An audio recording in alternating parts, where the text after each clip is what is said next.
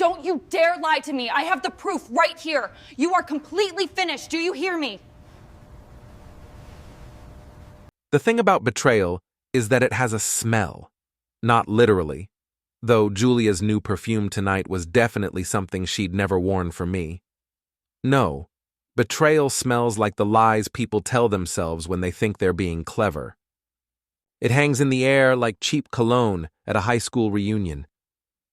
I stood in the doorway of our living room, watching my wife of 12 years work the crowd at her 36th birthday party. She moved through our guests like a politician, all practiced smiles and calculated touches on shoulders. The woman I'd married would have been hiding in the kitchen by now, overwhelmed by this many people in our space. This version of Julia, the one who'd emerged over the past 6 months, thrived on the attention. "Alex!" Haley Morrison waved me over with her wine glass, already half empty despite the party starting only an hour ago. "There's the man of the hour. Well, the husband of the woman of the hour." I forced a smile and made my way through the crowd. Our living room had been transformed into something that looked more like a magazine spread than our actual home. Julia had hired a party planner, news to me until this morning, and apparently spent enough money to fund a small country's defense budget. "Haley," I nodded, accepting the beer that Rick Patterson thrust into my hand.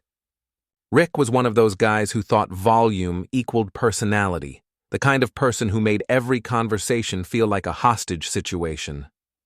"Your wife really outdid herself," Rick boomed, gesturing around the room with his drink. "This is some serious party planning, professional level stuff."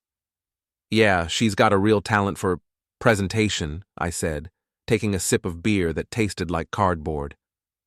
My eyes found Julia across the room, where she was laughing at something Ethan Krause had whispered in her ear. Her hand rested on his arm just a beat too long. Ethan, Julia's colleague from the marketing firm. 6'2", gym-sculpted, recently divorced, and apparently blessed with the kind of charm that made married women forget they were married. He'd been showing up at our house for work meetings with increasing frequency over the past few months. Meetings that seemed to require a lot of wine and very little actual work. "You okay, man?" Rick was staring at me with the kind of concerned expression that suggested my poker face needed work. "Just tired," I lied. "Long week." The truth was, I'd been tired for months. Tired of pretending I didn't notice the way Julia's phone was always face down on the table. Tired of acting like her sudden interest in working late and weekend team-building exercises was normal. Tired of being treated like a roommate in my own marriage. But tonight was different. Tonight was the last night I'd have to pretend. I'd made my decision 3 days ago, sitting in my car outside the Marriott downtown, watching Julia and Ethan walk out of the lobby together. They weren't holding hands. Julia was too smart for that. But there was an intimacy in the way they moved together, a synchronization that comes from shared secrets. I'd followed them. Not my proudest moment, but desperation makes you do things you never thought you'd do. They'd gone to a little Italian place on 5th Street, the same place Julia and I had our first date. The symbolism wasn't lost on me. From my table across the restaurant, I'd watched my wife laugh at Ethan's jokes, lean forward when he spoke, touch his hand across the table. I'd watched her be the woman she used to be with me, back when I was worth performing for. That's when I'd started planning. "Alex!" Julia's voice cut through my thoughts. She was approaching with Ethan in tow, her smile bright enough to power the neighborhood. "There you are. I was just telling Ethan about your latest project at work." Ethan extended his hand with the kind of firm grip that was meant to establish dominance. "Julia tells me you're in IT consulting. That must be interesting." The pause before interesting was subtle, but I caught it. In Ethan's world, IT consulting ranked somewhere between tax preparation and professional mourning in terms of excitement. "It has its moments," I replied, matching his grip. "Mostly when I'm tracking digital footprints. You'd be amazed what people leave behind when they think no one's watching." Something flickered across Ethan's face, just for a second, before the practiced smile returned. Julia, oblivious or pretending to be, laughed and squeezed my arm. "Always the tech guy," she said. "Come on, let me introduce you to some people you haven't met." She started to guide me toward a group near the kitchen, but I had other plans. After months of being the dutiful husband, tonight I wanted to try something different. Tonight I wanted to act like a man who still had a claim on his wife's attention. Before we dive deeper into this story, I have one small request. Please subscribe, drop a like, comment, and hit that hype button to boost this channel so more people can discover these incredible Reddit stories. I slipped my arm around Julia's waist and pulled her closer, leaning in to kiss her cheek. It should have been natural, the kind of casual affection that defines a good marriage. Instead, Julia went rigid in my arms. "Don't touch me," she snapped, shoving me away hard enough that I stumbled backward into the coffee table. The conversation around us stopped, not gradually, the way noise usually fades in a crowded room, but all at once, like someone had thrown a switch. 20-some people turned to stare at us, their faces wearing expressions that ranged from shocked to entertained. Julia's eyes went wide as she realized what she'd done, but the damage was already out there, hanging in the air like smoke from a house fire. "I mean," she started, but I held up a hand. "It's fine," I said, straightening my shirt. "I know you don't like public displays of affection." The lie was smooth, practiced. Julia had never minded public affection before. In fact, she used to crave it, but our audience didn't need to know that. Slowly, conversations resumed, though I could feel eyes on us for the next several minutes. Julia disappeared toward the kitchen, probably to regroup and figure out how to spin what had just happened. That looked painful. The voice belonged to Lila, Julia's younger sister. Unlike Julia, Lila had never mastered the art of social manipulation. She said what she thought, consequences be damned. "Bad night?" she asked, moving to stand beside me. I looked at her, this woman who shared Julia's features but none of her calculated charm, and made a decision. "Last one, actually," I said quietly. Lila's eyebrows went up. "Meaning?" "Meaning, after tonight there won't be any more bad nights. At least not with Julia." She studied my face for a long moment, then nodded slowly. "Good for you," she said. "She's been different lately. Not the person you married." Before I could respond, Lila melted back into the crowd, leaving me alone with my thoughts and my beer.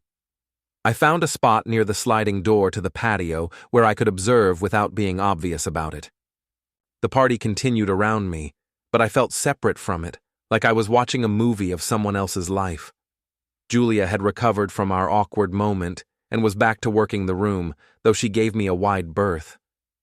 Ethan stayed close to her, playing the role of the supportive colleague while managing to touch her arm, her back, her shoulder at every opportunity. I pulled out my phone and opened the voice recording app. Not for any specific reason, just a precaution. In my line of work, you learn that information is power, and you never know when you might need leverage. Around 10:30, I wandered toward the kitchen to grab another beer.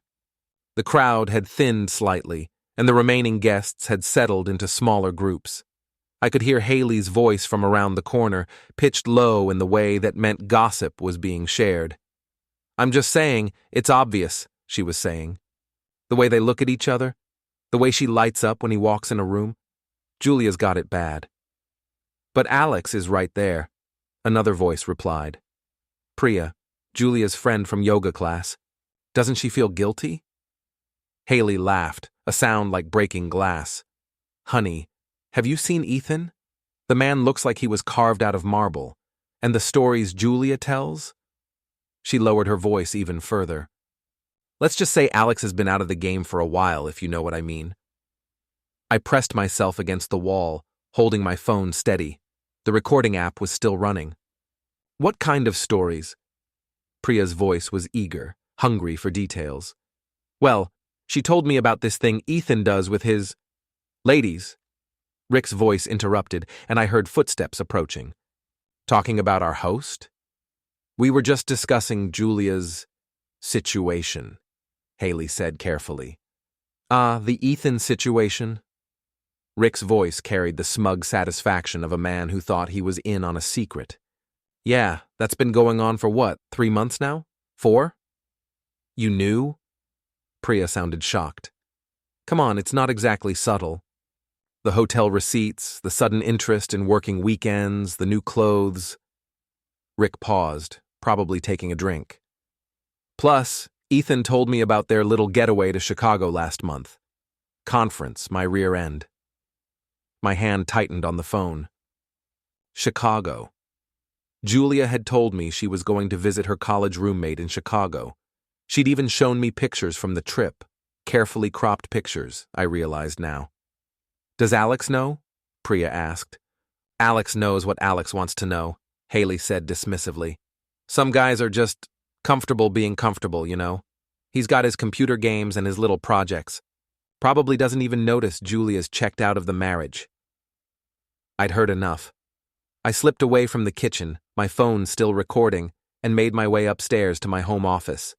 The party continued below, but I needed space to think. My office was the one room in the house that Julia hadn't redecorated. It still looked like me. Mismatched furniture, technical manuals stacked on every surface, and 3 monitors arranged on my desk like some kind of mission control setup. I sat down at my computer and stared at the screens. For months, I'd resisted the temptation to dig into Julia's digital life. Marriage was supposed to be built on trust, and I'd wanted to believe that trust meant something. But trust, I was learning, was a luxury I could no longer afford. I opened a browser and navigated to our shared email account. Julia thought I didn't know the password, but she'd used the same password for everything since college. Her maiden name plus her birth year. Not exactly NSA-level security. The inbox was mostly routine stuff. Bills, newsletters, spam. But there was a folder I'd never noticed before, buried in the sidebar and labeled J&E Planning. I clicked on it. The folder contained dozens of emails between Julia and Ethan, dating back 5 months. The early ones were professional enough. Meeting schedules, project updates, the kind of correspondence you'd expect between colleagues. But as I scrolled down, the tone shifted. Can't stop thinking about yesterday, read one from Julia, dated 6 weeks ago. When can we do it again? Ethan's response, soon. Alex working late Thursday? My hands were shaking as I continued reading. The emails painted a picture of a relationship that had moved far beyond professional collaboration. There were references to hotels, to restaurants, to intimate moments that should have belonged to Julia and me. But it was the most recent email that made my stomach drop. Dated yesterday from Julia to Ethan. We need to talk about the money situation. I've been looking at the joint accounts, and there's enough to make a clean start if we're smart about it. Alex won't fight me on anything, he never does. We just need to be patient a little longer. I leaned back in my chair, staring at the screen. The money situation, our joint accounts, make a clean start. She wasn't just having an affair. She was planning to leave, and she was planning to take me for everything I was worth. I saved the emails to a flash drive, then spent the next hour documenting everything I could find. Bank statements, credit card receipts, phone records, all of it painting a picture of a woman who'd been living a double life for months. By the time I finished, it was past midnight. The party sounds from downstairs had faded to nothing. I could hear Julia moving around in the kitchen, probably cleaning up the mess. I opened a new document and began typing. To whom it may concern, I wrote. This letter contains information about the extramarital affair between Julia Brennan and Ethan Krause, including documented evidence of their relationship and Mrs. Brennan's plans to misappropriate marital assets. I typed for an hour, laying out the timeline, the evidence, the implications. When I finished, I had a detailed professional report that would leave no room for doubt or interpretation. I printed 5 copies, then created a list of recipients. Julia's boss, Ethan's ex-wife, Haley, Priya, and Julia's mother. People who needed to know the truth, people who would make sure the truth spread. The house was quiet now. Julia had gone to bed, probably assuming I'd fallen asleep at my desk again. It wouldn't be the first time. I sealed the letters in envelopes, addressed them carefully, and placed them in my briefcase. Tomorrow morning, before Julia woke up, I'd deliver them personally. I turned off the computer and sat in the darkness for a long time, thinking about the woman sleeping in our bedroom, the woman who'd shoved me away in front of our friends, the woman who was planning to steal my life savings and start over with her gym rat boyfriend, the woman who had no idea that her husband wasn't quite as comfortable being comfortable as she thought. Tomorrow, Julia would wake up to discover that her carefully constructed double life was about to become very public knowledge, and I would finally stop pretending that our marriage was worth saving. I smiled in the darkness.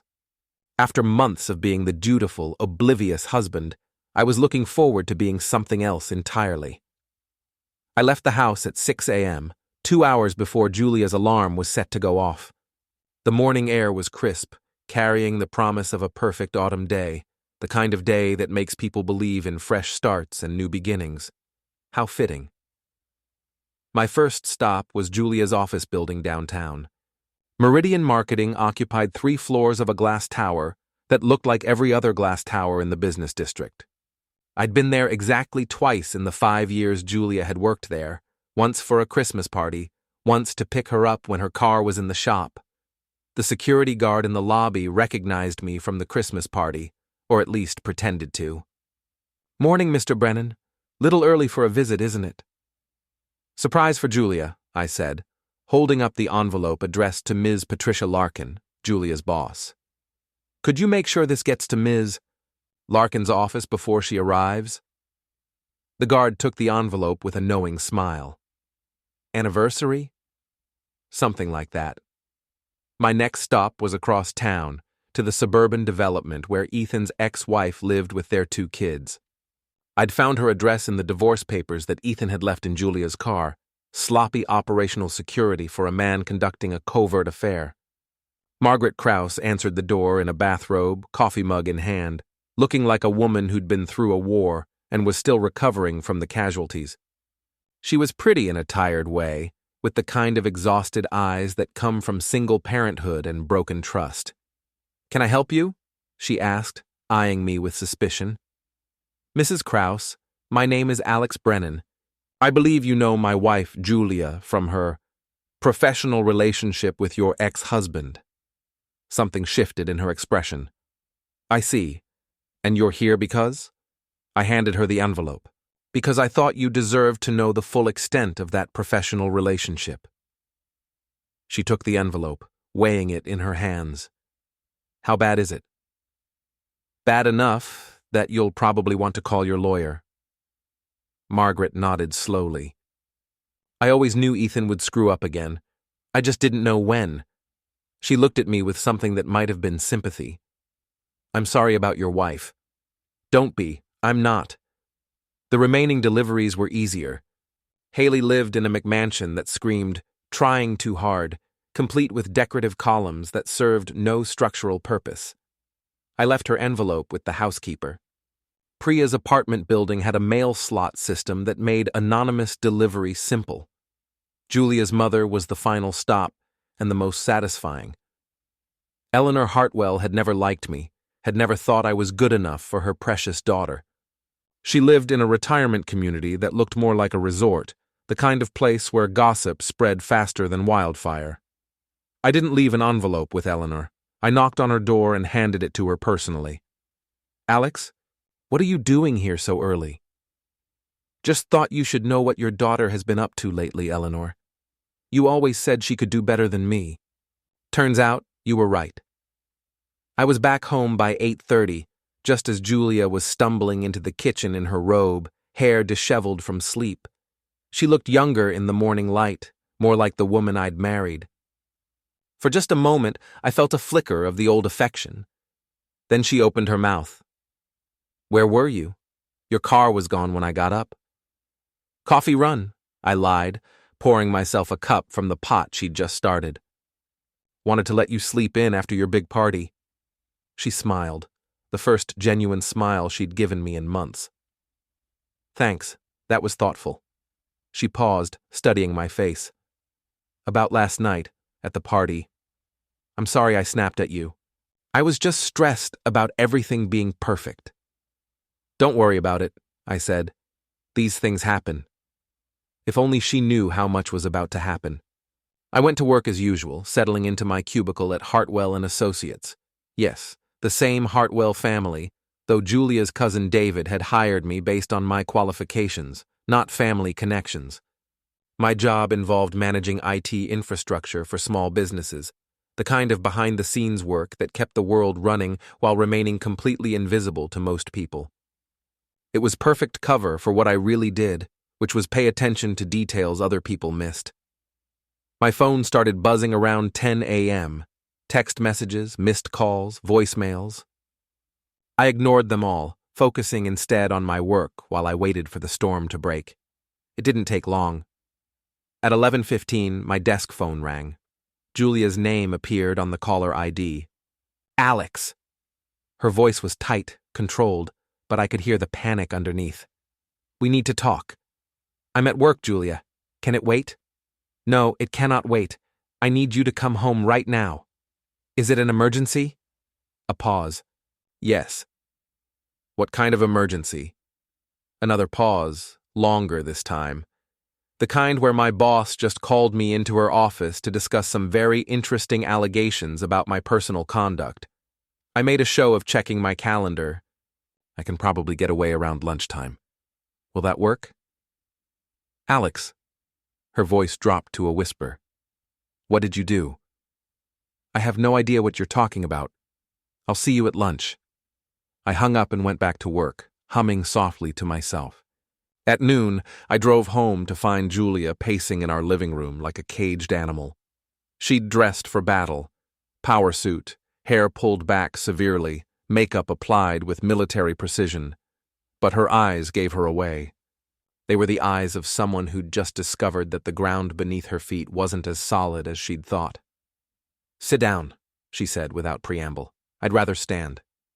Alex, I know what you did. The question is why? I tilted my head, genuinely curious. What do you think I did? You sent letters. To my boss, to Ethan's ex-wife, to my mother, to my friends. Letters full of lies and accusations designed to destroy my reputation. Lies? I pulled out my phone and opened the voice recording from last night's party. Haley's voice filled the room, gossipy and cruel. The stories Julia tells. Let's just say Alex has been out of the game for a while. Julia went pale. Would you like to hear more? I asked. I've got hours of material. Your friends were very chatty last night. She sank into the couch, the fight going out of her all at once. How long have you known? Long enough. And you decided to destroy my life instead of talking to me about it? I laughed, a sound with no humor in it. Talking? When exactly were we going to have this conversation, Julia? Between your late nights at the office and your weekend team-building exercises? Or maybe during one of your business trips to Chicago? She flinched at the mention of Chicago. I tried talking, I continued. For months, I tried. But you were too busy with your new life to notice your old one falling apart. Julia stood up, and I saw a flash of the woman who'd shoved me away at the party. You want to play this game, Alex? Fine. Let's play. She pulled out her phone and started dialing. Who are you calling? Your boss. She held the phone to her ear, waiting for an answer. David? Hi, it's Julia. Yes, I know it's unusual for me to call you at work. I need to talk to you about Alex. No, he's fine. But there are some things you should know about his recent behavior. I watched, fascinated, as Julia began to spin her own version of events. According to her story, I'd been behaving erratically for weeks. I'd been hacking into private email accounts, stalking her colleagues, making threats. She was concerned for my mental health, and by extension, my ability to handle sensitive client information. It was a masterful performance, hitting every note designed to make me look unstable and untrustworthy. By the time she hung up, she'd planted enough doubt to make David question everything he thought he knew about me. "There," she said, setting her phone down with satisfaction. "Now we're even." "Are we?" "Alex, I made a mistake. I'll admit that. But what you did today was calculated and cruel. You tried to destroy my career, my relationships, my entire life. Did you really think I wouldn't fight back?" I looked at my wife, soon to be ex-wife, and felt something that might have been admiration. She was cornered, exposed, caught red-handed in a months-long deception, and she was still fighting, still trying to control the narrative. "You're right," I said. "It was calculated and cruel, and I'm just getting started." I pulled out my laptop and opened a browser window. "See, while you were making phone calls, I was doing a little research. Did you know that Meridian Marketing has a strict policy about employee conduct? Specifically about relationships between employees that might create conflicts of interest?" Julia's eyes widened as she realized where I was going. "I also discovered that they have an anonymous tip line for reporting policy violations. Very convenient." I turned the laptop toward her, showing the complaint form I'd already filled out. "All I have to do is click submit, and HR will be legally obligated to investigate your relationship with Ethan, complete with all the evidence I've gathered." "You wouldn't I?" I moved the cursor over the submit button. "You just tried to get me fired, Julia. You tried to make me look mentally unstable to my employer. So tell me, what exactly do you think I wouldn't do at this point?" She stared at the screen, calculating her options. I could practically see the wheels turning in her head, weighing risks and potential outcomes. "What do you want?" she asked finally. "I want you to understand that this isn't a game you can win by playing dirty. You taught me the rules, Julia. You showed me how to lie, how to manipulate, how to destroy someone's life with a few well-placed words. The difference is, I'm better at it than you are." I clicked submit. Julia's phone rang almost immediately. She looked at the caller ID and closed her eyes. "Ms. Larkin," she answered, her voice steady despite everything. "Yes, I can come in this afternoon. No, I understand the urgency. I'll be there within the hour." She hung up and looked at me with something that might have been respect. "Well played," she said. "Thank you. But Alex?" She stood up and smoothed her skirt, transforming back into the polished professional. "You just declared war on someone who has nothing left to lose. Are you sure you're ready for what comes next?" She walked toward the door, then paused and looked back. "Oh, and Alex, you might want to check your email. I sent David some very interesting information about your browsing history at work. Turns out the company monitors everything, and some of your recent research into surveillance techniques and divorce law might be considered concerning." She smiled, the same smile she'd given me on our first date, and walked out. I sat alone in our living room, surrounded by the remnants of last night's party, and realized that Julia was right about one thing. This was war now, and she'd just fired the opening shot of her counterattack. My phone buzzed with a text from David. "Need to see you in my office first thing Monday morning. We need to discuss your recent computer usage and some concerns that have been brought to my attention." I looked around the house that no longer felt like home, at the pictures of a marriage that had been over long before I'd admitted it to myself, and started planning my next move. Julia thought she knew what I was capable of. She was about to discover how wrong she was. The weekend passed in a strange kind of truce. Julia stayed at her sister's place, claiming she needed space to think. I spent Saturday documenting everything I could find about her affair and Sunday researching divorce lawyers. By Monday morning, I felt like a general preparing for battle. David Hartwell's office occupied a corner of the building with windows that offered a view of the parking lot and a strip mall. He was younger than me by 5 years, but carried himself with the confidence that comes from inherited money and family connections. Under normal circumstances, I respected him. These weren't normal circumstances. Alex, come in. Close the door. David's tone was carefully neutral, the kind of voice people use when they're about to deliver bad news. I sat down across from his desk and waited. I received some concerning information about you over the weekend, he began. Information that suggests you might be going through some personal difficulties. What kind of information? David opened a folder on his desk. Computer logs showing extensive research into surveillance techniques, divorce law, and what appears to be stalking behavior, combined with Julia's call about your recent erratic conduct. He trailed off, letting the implication hang in the air. Julia's call, I repeated. Did she mention why I might be researching divorce law? She said you've been paranoid lately, suspicious, making accusations about her fidelity without cause. I pulled out my phone and opened the voice recording from the party. Would you like to hear some evidence of my paranoia? David listened to Haley's gossip and Rick's casual confirmation of the affair, his expression growing more uncomfortable with each revelation. This doesn't excuse, he started. There's more. I opened the email folder on my phone, showing him screenshots of Julia and Ethan's correspondence. 5 months of documented adultery, including plans to steal marital assets. Still think I'm being paranoid? David leaned back in his chair, studying me with new interest.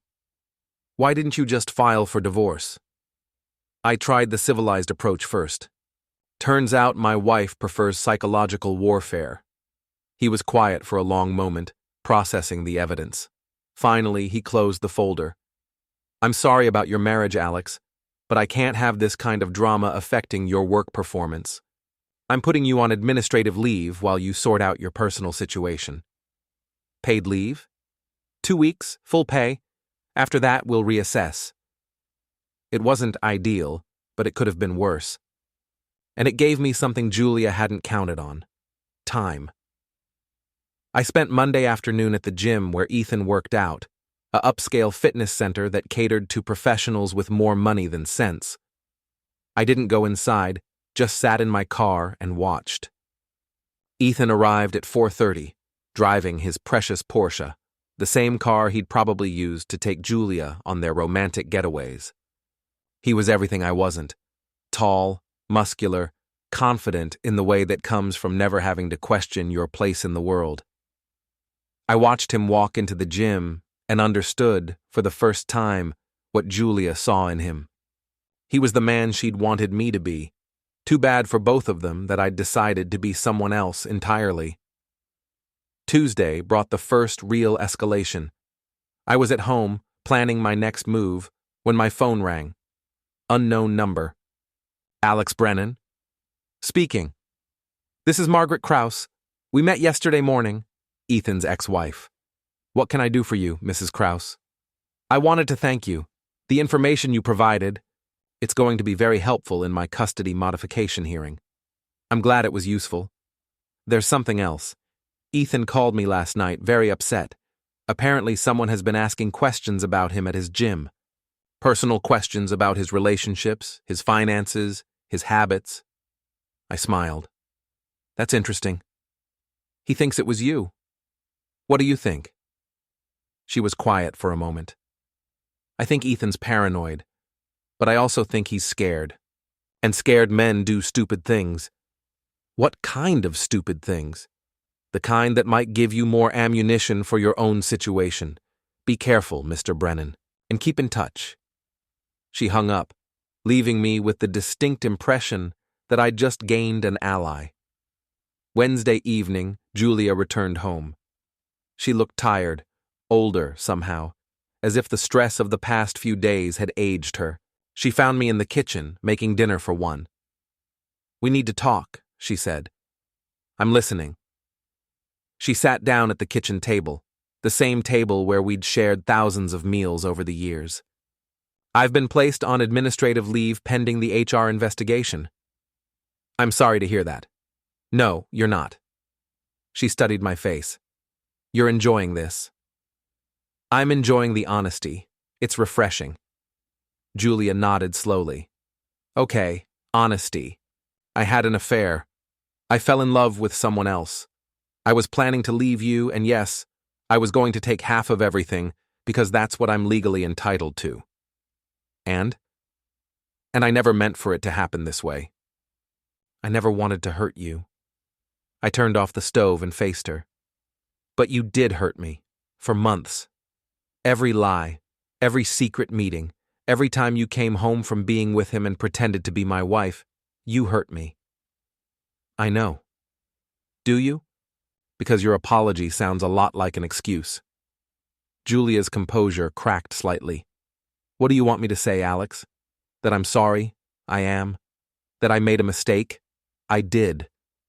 But what you've done in the past week, this isn't you. This calculating, vengeful person. I don't know who this is. This is who you made me. No, this is who you chose to become. I considered that. She might be right. The man I'd been a week ago would never have systematically destroyed his wife's reputation and career. That man would have filed for divorce quietly, split everything 50-50, and tried to maintain some dignity in the process. But that man was gone, replaced by someone harder, smarter, and infinitely more dangerous. You're right, I said. I chose this, just like you chose Ethan. Julia stood up. I'm going to pack some things. I'll be staying with Lila until we can figure out a more permanent arrangement. Good idea. She paused at the kitchen doorway.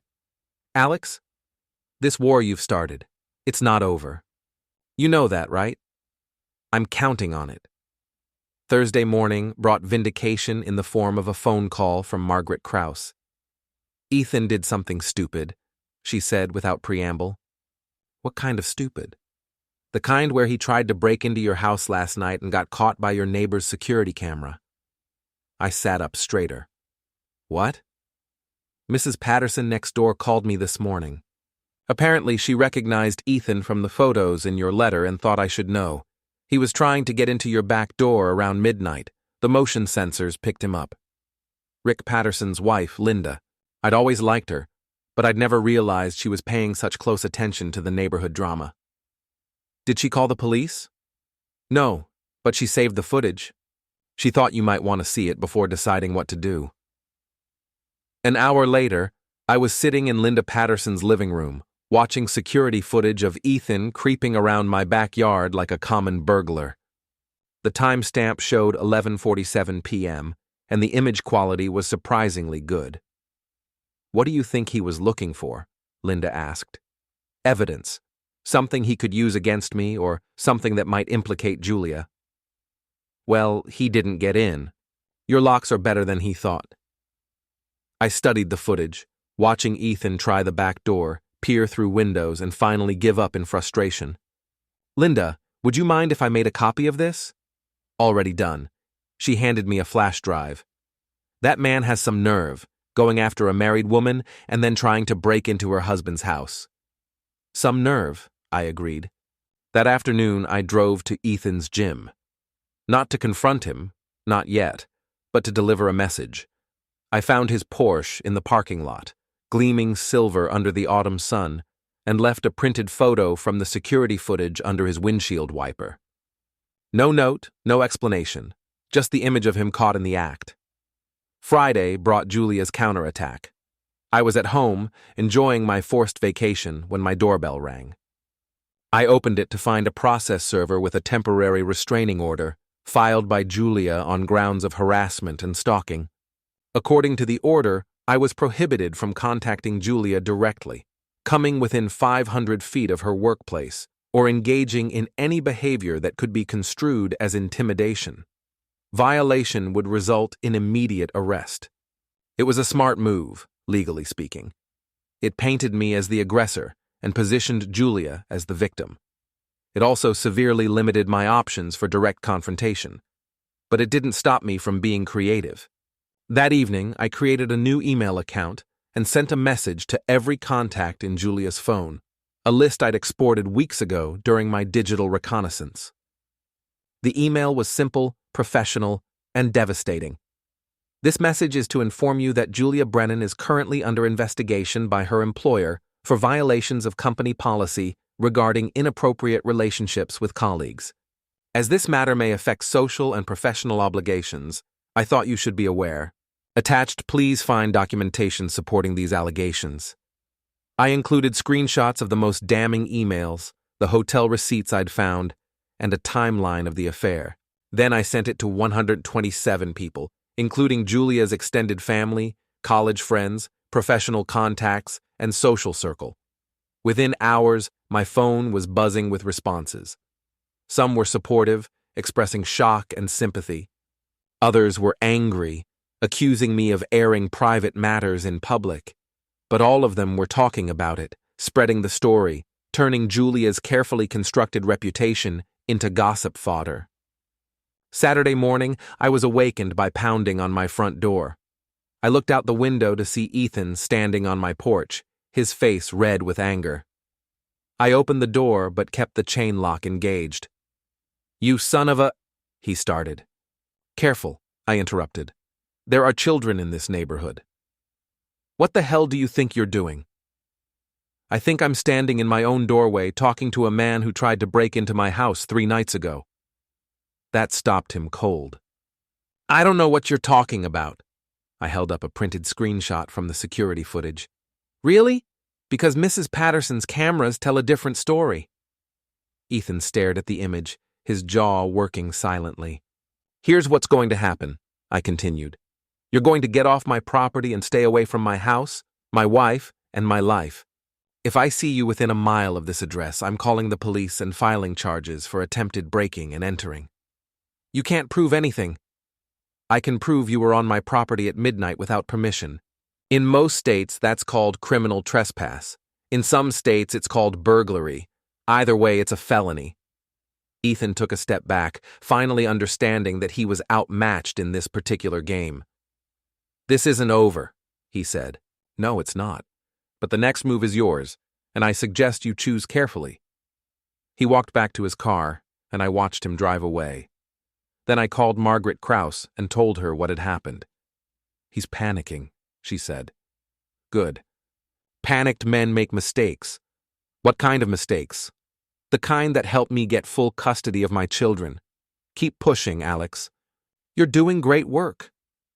As I hung up, I realized that my war with Julia and Ethan had gained an unexpected dimension. It wasn't just about my marriage anymore.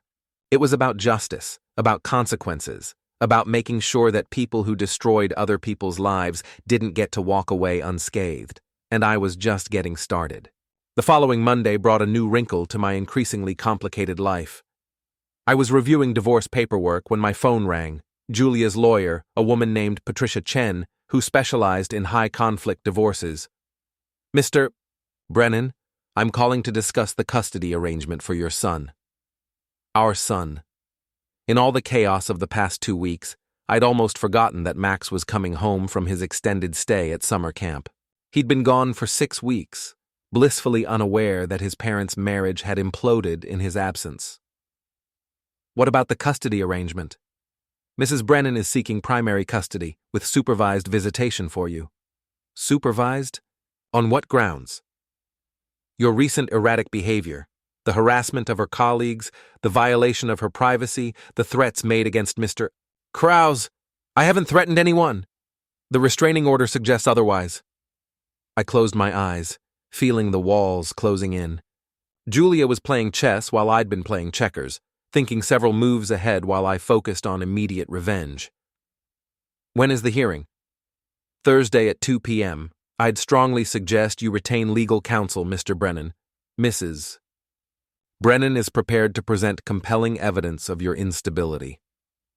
After she hung up, I sat in my kitchen and tried to process what had just happened. In the space of 2 weeks, I'd lost my job, my wife, and now potentially my son. Julia's counterattack had been more sophisticated than I'd realized, but I wasn't finished yet. Tuesday morning, I drove to the offices of Morrison & Associates, the law firm that had been recommended by 3 different online reviews. James Morrison was a gray-haired man in his 50s who looked like he'd seen every possible variation of human stupidity and betrayal. "Let me understand this correctly," he said, reviewing the documents I'd brought. "Your wife had an affair, You exposed it publicly, she filed for divorce and custody, and now you want to fight back. That's the simplified version. Mr. Brennan, I'm going to be blunt with you. Your approach to this situation has been legally problematic. The mass email to her contacts, the surveillance, the confrontation with her boyfriend. These things don't paint you in a favorable light. What about her affair? What about the plan to steal marital assets? Adultery is grounds for divorce, but it doesn't automatically disqualify someone from custody. And as for the assets, she's entitled to half of everything anyway. I leaned back in my chair, frustrated. So she gets to destroy our marriage and walk away with everything? She gets to walk away with what the law says she's entitled to. The question is whether you want to fight this intelligently or continue with the scorched earth approach. Morrison spent the next hour explaining the realities of divorce court. Judges cared about the best interests of the child, not about marital grievances. My recent behavior, while understandable from an emotional standpoint, would be viewed as evidence of poor judgment and potential instability. What do you recommend? We focus on being the better parent. We document everything. We follow the law to the letter, and we let Julia's own actions speak for themselves. What if she tries something desperate? Morrison smiled grimly. In my experience, desperate people usually hang themselves. We just need to give her enough rope. Wednesday afternoon, I picked up Max from the airport. At 10 years old, he was all knees and elbows and boundless energy, chattering about camp adventures and new friends. He looked so much like Julia that it was sometimes painful to be around him. "Where's Mom?" he asked as we drove home.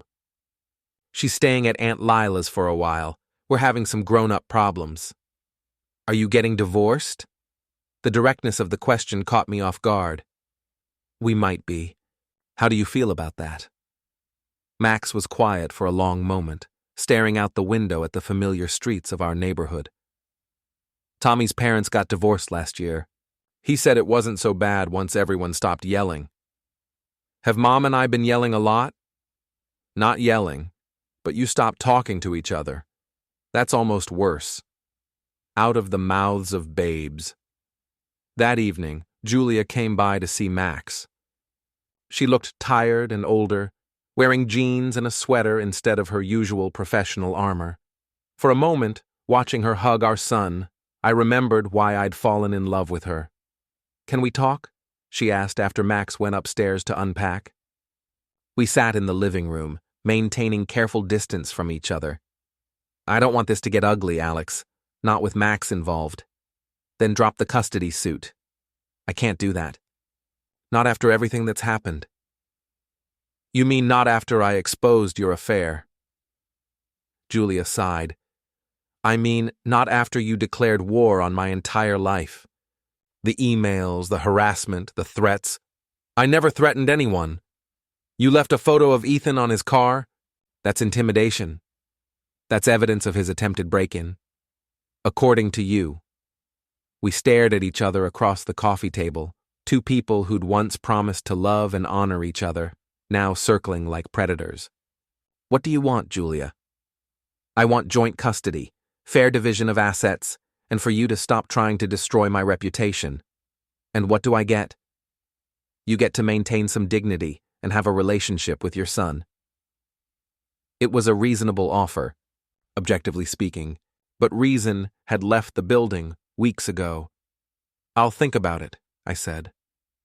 Thursday's custody hearing was held in a conference room that smelled like stale coffee and broken dreams. Julia sat across from me with her lawyer, looking composed and professional. I sat with Morrison, feeling like I was about to be judged for crimes I wasn't sure I'd committed. Judge Patricia Williams was a middle-aged woman with sharp eyes and no patience for nonsense. She reviewed the case file while we waited in silence. "This is a temporary custody hearing," she began. "Mrs. Brennan is seeking primary custody with supervised visitation for Mr. Brennan. Mr. Brennan is requesting joint custody. Mrs. Chen, present your case."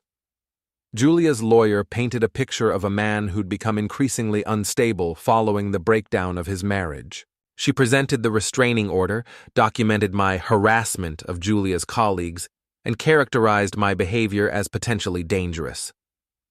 Mr. Brennan has engaged in systematic stalking and intimidation, she concluded.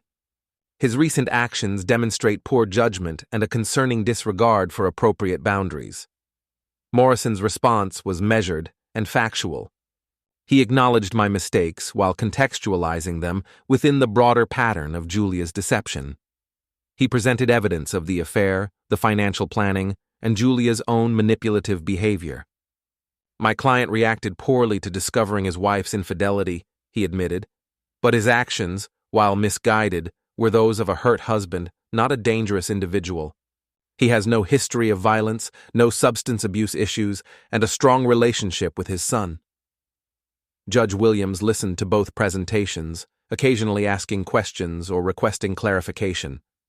When the lawyers finished, she turned to Julia and me.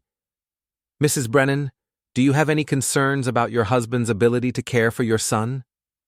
"I'm concerned about his judgment, Your Honor. The past few weeks have shown a side of Alex that I didn't know existed. I worry about Max being exposed to that kind of intensity." "Mr. Brennan, how do you respond to that?" I stood up, choosing my words carefully. "Your Honor, I made mistakes in how I handled my wife's affair. I let anger and hurt cloud my judgment, and I acted in ways that I'm not proud of. But I've never been anything but a loving father to Max. He's the most important thing in my life, and I would never do anything to harm him or put him in danger." Judge Williams was quiet for a long moment, studying the documents in front of her. "I'm going to order joint custody with a temporary modification," she finally said. "Mr. Brennan, you'll have supervised visitation for the next 30 days, after which we'll reassess. Both parties will attend co-parenting counseling. And Mr. Brennan, any further incidents of harassment or intimidation will result in a complete loss of custody rights. Do I make myself clear?" "Yes, Your Honor." It wasn't the victory I'd hoped for, but it wasn't the disaster it could have been. Julia looked satisfied but not triumphant. She'd won this round, but she knew the war wasn't over. As we left the courthouse, Julia caught up with me in the parking lot. "Alex, please, can't we just end this? For Max's sake? You started this, Julia. You chose to have an affair. You chose to plan your escape. You chose to make me the villain when I found out. I'm just playing the game by the rules you established. This isn't a game. This is our family." "No, this was our family. Now it's just collateral damage." That weekend, I had my first supervised visitation with Max. The supervisor was a social worker named Mrs. Rodriguez who watched our every interaction like a hawk studying prey. Max seemed confused by the arrangement, but adapted with the resilience that children possess. We went to the park, played catch, got ice cream, normal father-son activities that felt surreal under the circumstances. Max didn't ask about the divorce or the supervision. He just seemed happy to spend time with me. "Dad?" he said as we sat on a bench, watching other families enjoy their Saturday afternoon. "Yeah? Are you and Mom going to be okay?" "We're going to be different, buddy. But we'll both still be your parents, and we'll both still love you. Even if you don't love each other anymore?" "Even then."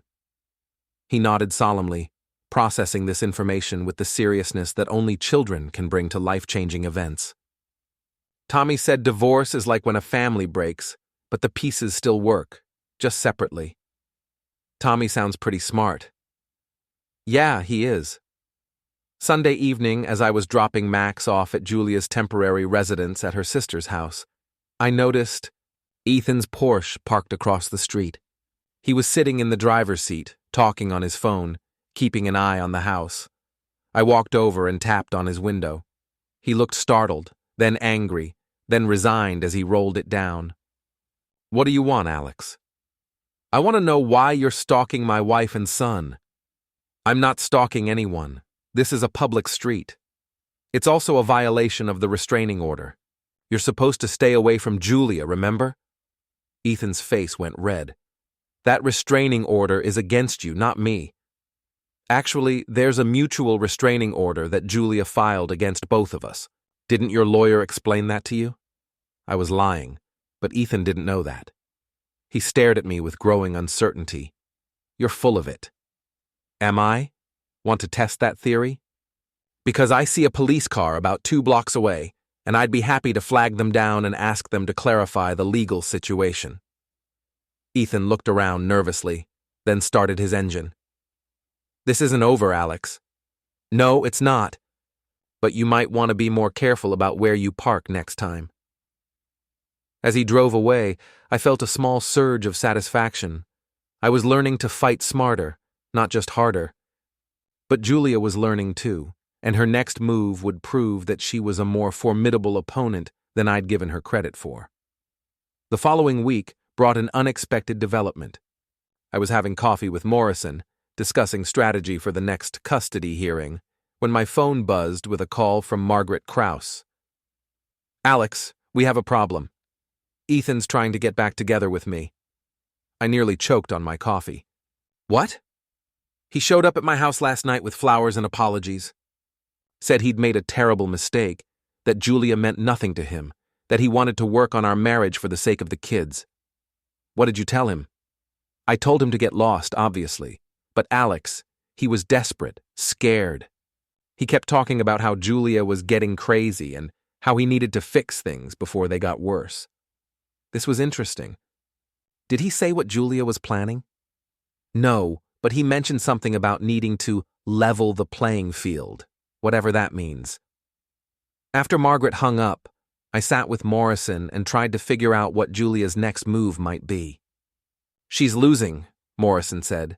The affair is public knowledge. She's on administrative leave. Her social circle has abandoned her. Desperate people do desperate things. What kind of desperate things? In custody cases? Usually involves trying to prove the other parent is unfit. False allegations, staged incidents, manufactured evidence. You think she'd go that far? Morrison gave me a look that suggested I was being naive. Mr. Brennan, I've seen parents accuse each other of abuse, addiction, and criminal behavior over custody disputes. Your wife has already shown she's willing to play dirty. The question is how dirty she's willing to get. That afternoon, I decided to take a more proactive approach to intelligence gathering. I drove to Ethan's apartment complex, a modern development that screamed, recently divorced guy trying to recapture his youth. I didn't have a specific plan. I just wanted to observe, to get a sense of what my opponents were up to. I parked across the street and settled in to wait. After about an hour, Julia's car pulled into the visitor parking area. She got out looking agitated, her usually perfect hair disheveled, her professional composure cracked.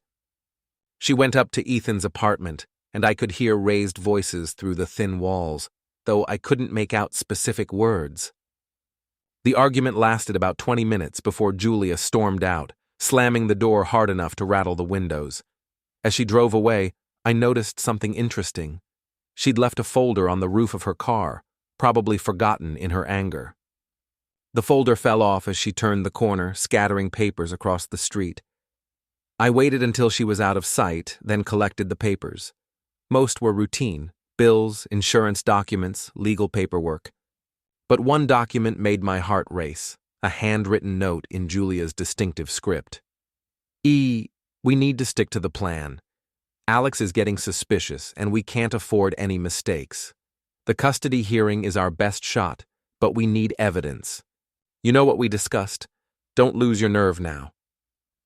J. I photographed the note with my phone, then put the papers back where I'd found them. Someone would eventually notice them and return them to Julia, but by then I'd have what I needed. The note confirmed what I'd suspected. Julia and Ethan were planning something for the next custody hearing. The question was what kind of evidence they were trying to manufacture. That evening, I called Morrison and told him about the note. This is good, he said. It shows premeditation, conspiracy. But we need to be careful how we use it. If they're planning to frame you for something, we need to be ready. What should I do? Document everything. Where you go, who you see, what you do, Create an unbreakable alibi for the next few weeks. And Alex, don't go anywhere alone. Always have witnesses.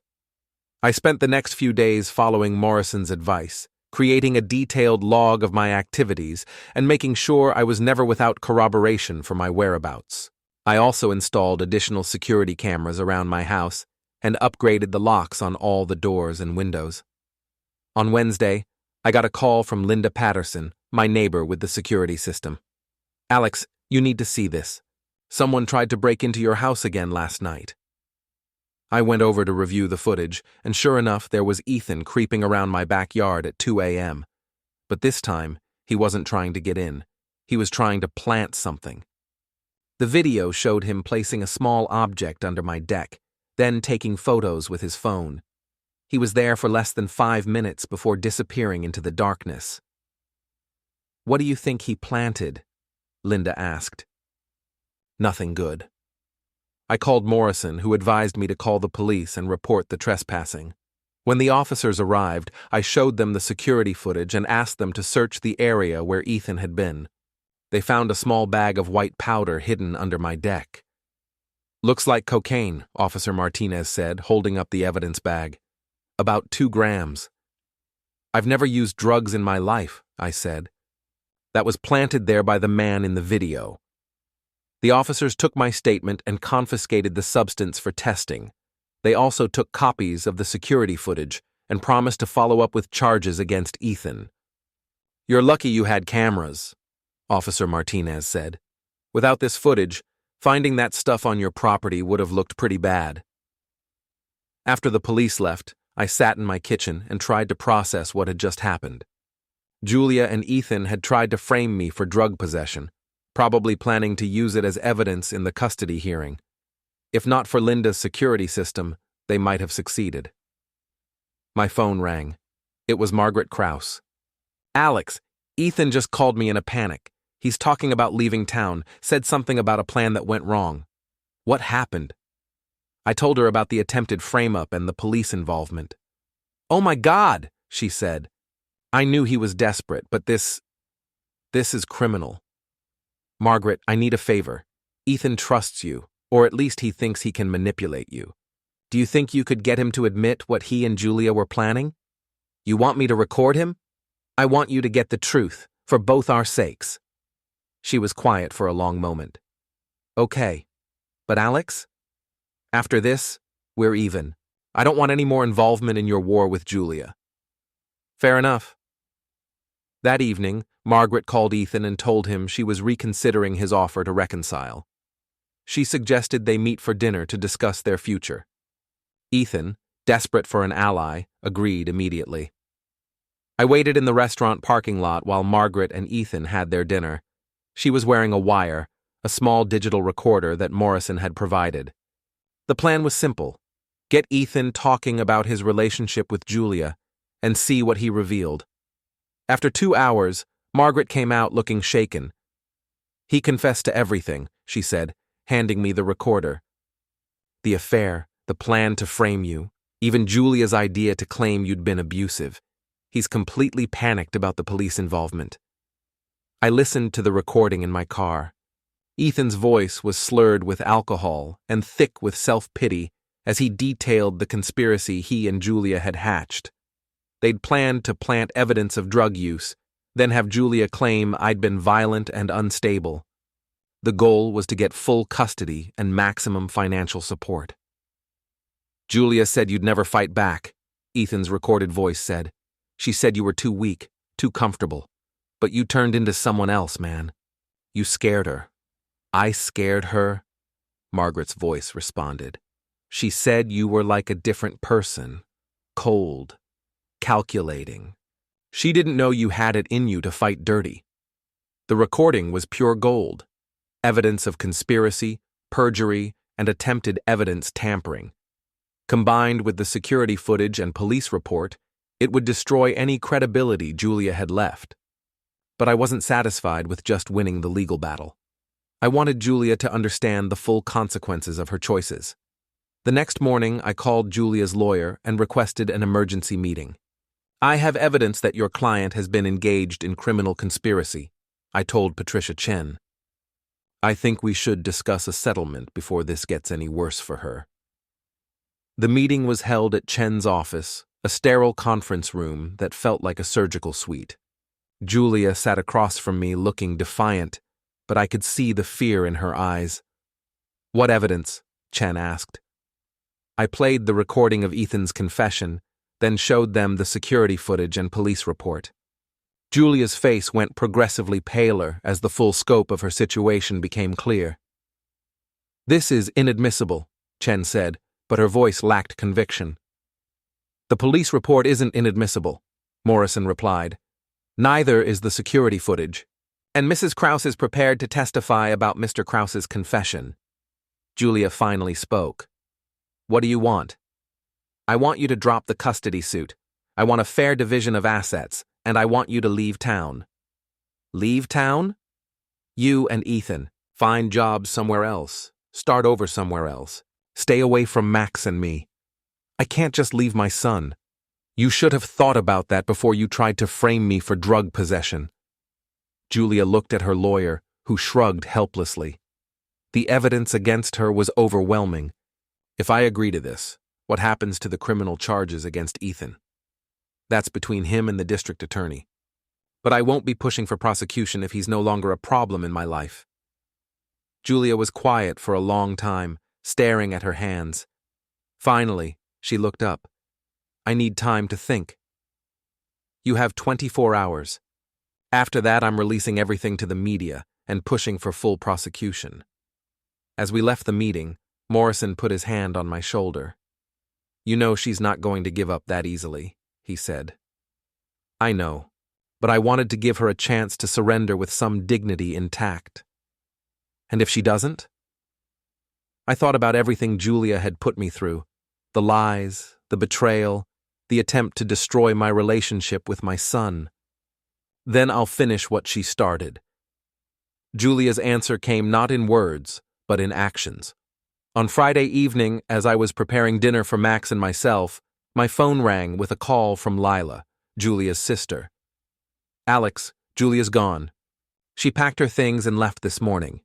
She didn't say where she was going, but she took Max's photo albums and some of his clothes." My heart stopped. "She took Max?" "No, Max is at soccer practice, remember? But Alex, I think she's planning to take him. She was asking about his schedule, when he'd be alone, how often you check on him." I hung up and immediately called Max's coach. Practice had ended an hour ago, and Max had left with his friend Tommy's mother, who was supposed to drop him off at home. I called Tommy's house. No answer. I called Tommy's mother's cell phone, straight to voicemail. Panic rising, I drove to Tommy's house and found it dark, no cars in the driveway. I called the police and reported Max as potentially kidnapped, then called Morrison. "She's making her move," he said. "But Alex, think about this logically. She can't just disappear with Max. She doesn't have custody, she doesn't have money, and now she's facing criminal charges. Where would she go? Where would she go?" I thought about Julia's habits, her preferences, her connections. Then it hit me. Her college roommate in Chicago, the one she'd supposedly visited during her affair with Ethan. Julia had maintained that friendship over the years, and Chicago was far enough away to feel safe but close enough to reach by car. I called the Chicago police and filed a missing persons report, then started driving north.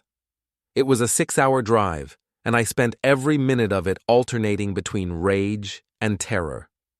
I arrived in Chicago at 2 a.m. and went straight to the address I'd found for Julia's college friend, Sarah Mitchell. It was a townhouse in Lincoln Park, expensive and well-maintained. Julia's car was parked on the street outside. I called the police and waited for backup before approaching the house. When the officers arrived, I explained the situation and showed them the custody documents and kidnapping report. "We need to be careful here," Officer Johnson said. "If the child is inside, we don't want to escalate the situation." They knocked on the door while I waited on the sidewalk. After several minutes, Sarah answered, looking confused and frightened. "Is Julia Brennan here?" Officer Johnson asked. Yes, but is there a child with her? A 10-year-old boy? Sarah's face crumpled. She said she had custody. She said her ex-husband was dangerous. The officers entered the house and found Julia and Max in the living room. Max looked confused but unharmed. Julia looked defeated. "Mom?" Max said when he saw me. "What's going on? Why are the police here?" I knelt down and hugged him, feeling the relief wash over me like a physical force. "It's okay, buddy. There was just some confusion about where you were supposed to be." Julia was arrested for kidnapping and violation of custody orders. As they led her away in handcuffs, she looked back at me with something that might have been regret.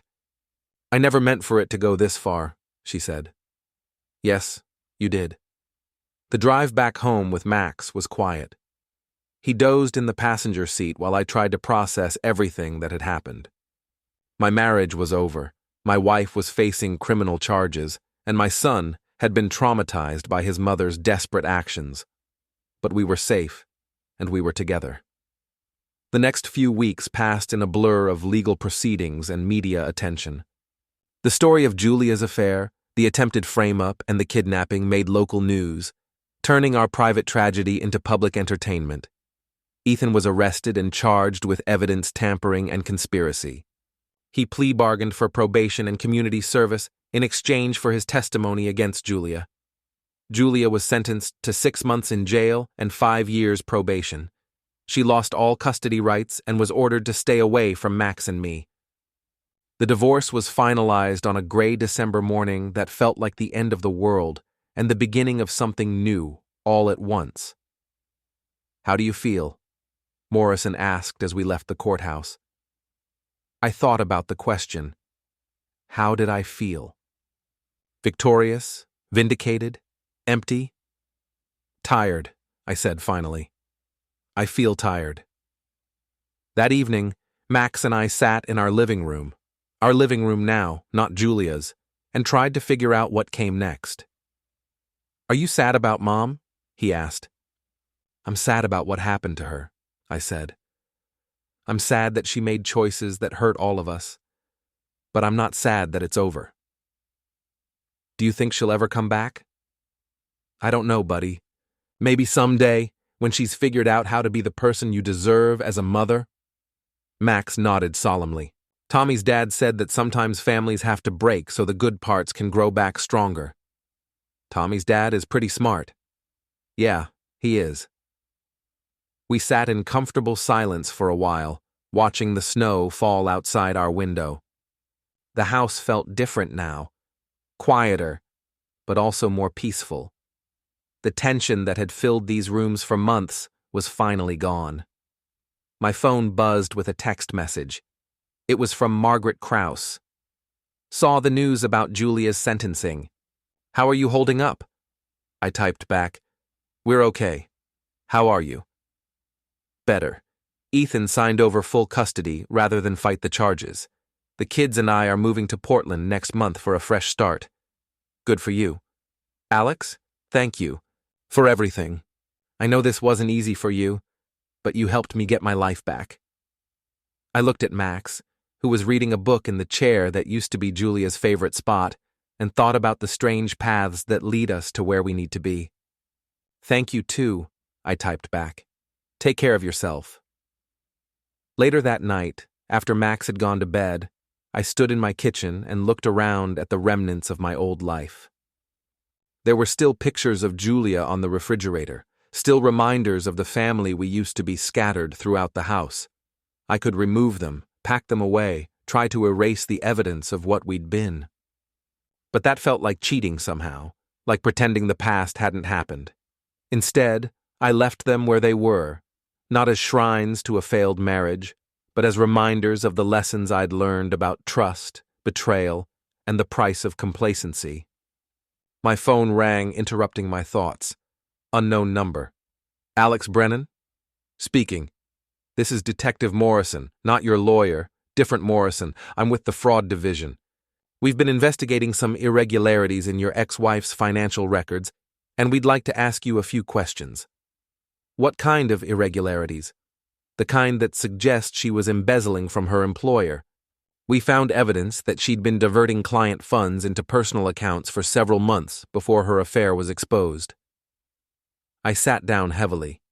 Even now, even after everything, Julia was still finding ways to surprise me. What do you need from me? Just your statement about what you knew and when you knew it. This is separate from the custody and kidnapping charges. This is federal. After I hung up, I realized that Julia's story wasn't over.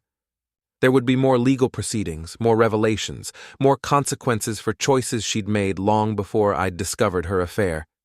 But that was her story now, not mine. My story was about rebuilding, about being the father Max deserved, about learning to trust again without being naive.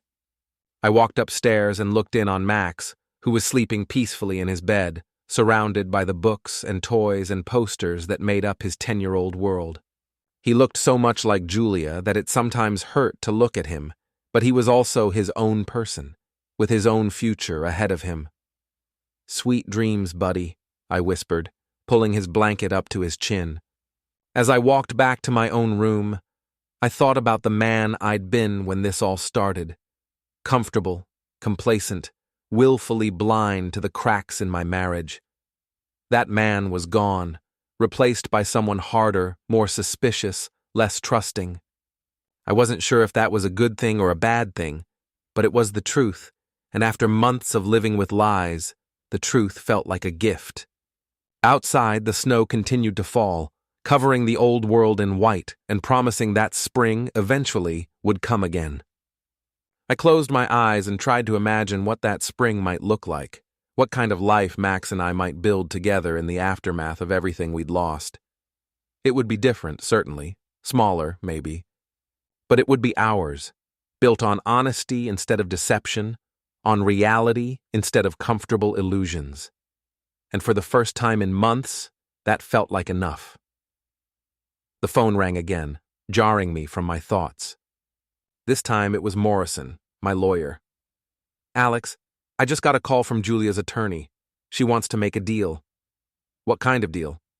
"Full confession to the embezzlement charges in exchange for a reduced sentence. But there's a catch. She wants to see Max before she goes to federal prison." I thought about that request, about the woman who had been my wife, who had given birth to my son, who had destroyed our family through her own choices. "No," I said finally. "She made her choices. Now she lives with the consequences." "Are you sure? This could be the last chance for Max to see his mother for several years." "I'm sure. Max deserves better than a mother who uses him as a bargaining chip." After Morrison hung up, I sat in the darkness of my bedroom and thought about forgiveness, about mercy, about the difference between justice and revenge. I had won. Julia was facing years in prison. Ethan had lost his family and his reputation, and I had custody of my son. By any measure, my revenge had been complete and devastating. But victory, I was learning, didn't feel the way I'd expected it to. It didn't erase the hurt or heal the betrayal. It just ended the war and left me to figure out what came next. Tomorrow, I would start that process. Tomorrow, I would begin building a new life with my son, one based on truth instead of lies, on reality instead of comfortable deceptions.